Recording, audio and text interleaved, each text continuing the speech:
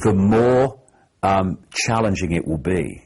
If we hold our sense of reality purely in the five senses, as the vast majority, overwhelming vast majority have up to this point, through this period, it's going to be very, very challenging. But if we go, hold on a second, I'm not Ethel Jones and Charlie Smith. I'm not even David Icke. I'm not David Icke. It's not my name in the greater scheme of things. It's the name from my experience at this time.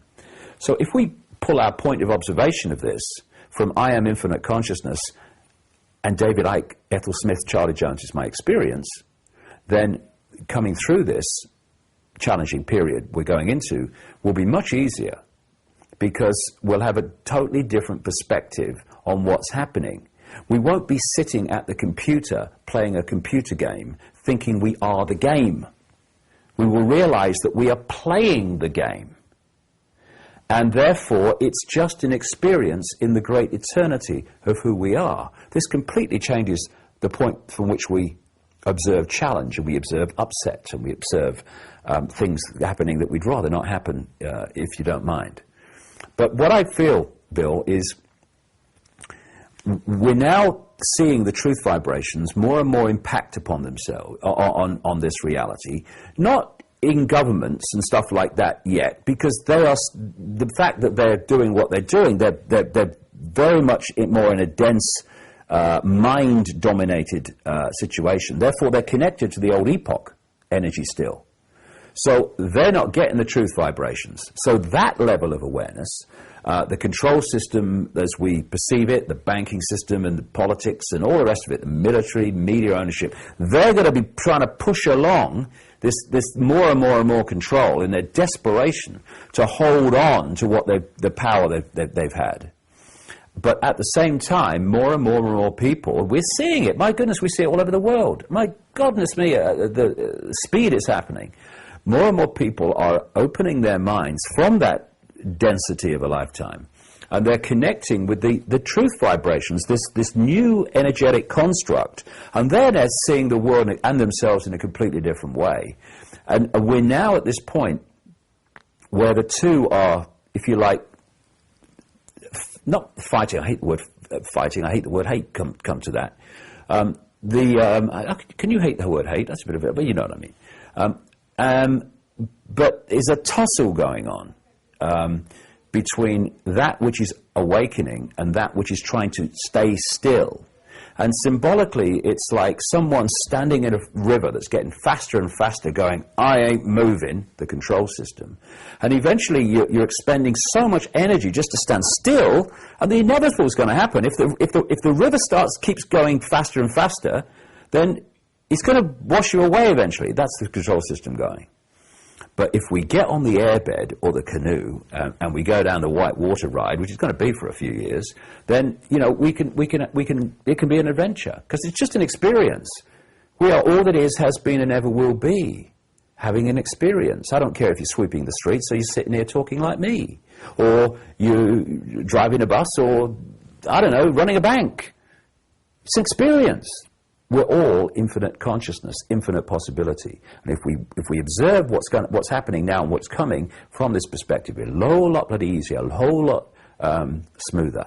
But the time as we move through, I think 2012 is it's not a total diversion, but I think it is a diversion. It's a diversion in which people are focusing on that year. And when you focus on something like that, the control system can manipulate to pull you in. Maybe they've got some events planned to focus people in. Oh, it's 2012, all that stuff. But it's significant 2012 in the sense that it's not 2011. Because this vibrational change is getting more and more powerful, more and more impacting on human perception, and it will be more impacting in 2011, more impacting in 2012, but more impacting in 2013, more in 2014, and eventually there's a tipping point. And there's a tipping point where irresistible force, control system, thinks it is but isn't. Let's put it another way. Immovable object, control system, thinks it is but isn't. Irresistible force, truth vibrations, which is. And we're seeing this happen. We're seeing it happen now. We're seeing it happen more and more and more. And there's going to come a point, not tomorrow, but not too many years from now either, where that's going to happen. And from that point, the dominating energetic information awareness construct of this reality is going to be the truth vibrations. And that's going to go off through our children and grandchildren's lives.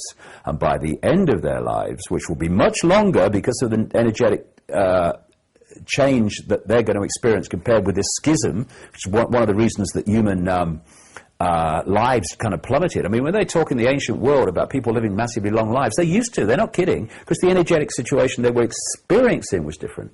So when our children and grandchildren get to the end of their lives, you and me are going to be looking in, disembodied, from another level of reality, and we're going to go.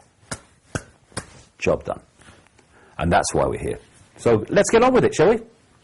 That's a beautiful, beautiful summary. At around about the same time as we're releasing this movie, we're going to be releasing a wonderful ad hoc conversation that you had with Jordan Maxwell. Jordan, yeah.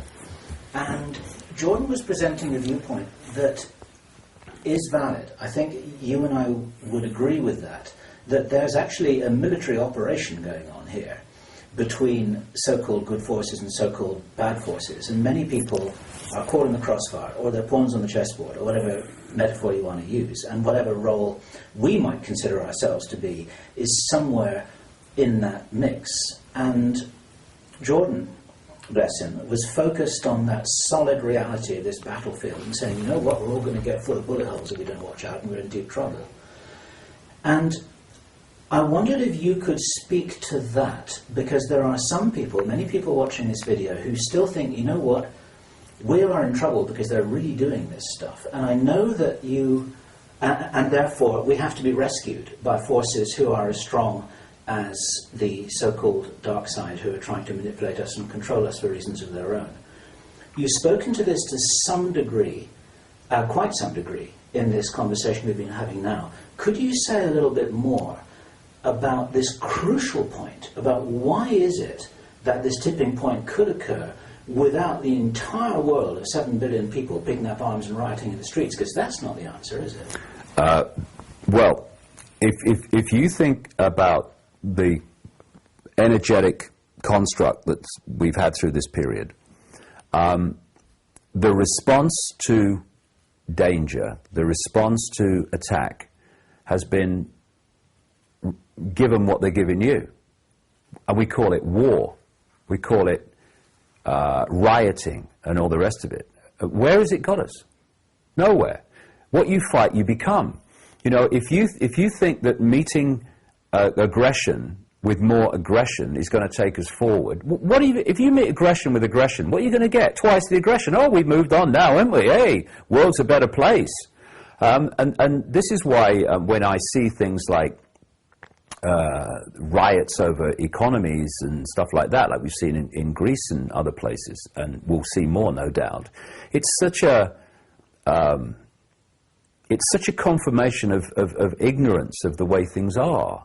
You know, we get pulled into low vibrational states by this feeling that we need to fight, must fight for peace. I love that one. Let's pepper bomb Baghdad and bring peace, shall we? You idiot. You're a politician, aren't you? Yeah, I thought you were, yeah. It brings us into low vibrational states, and it brings us into the very vibrational stadium on which the control system wants us to be.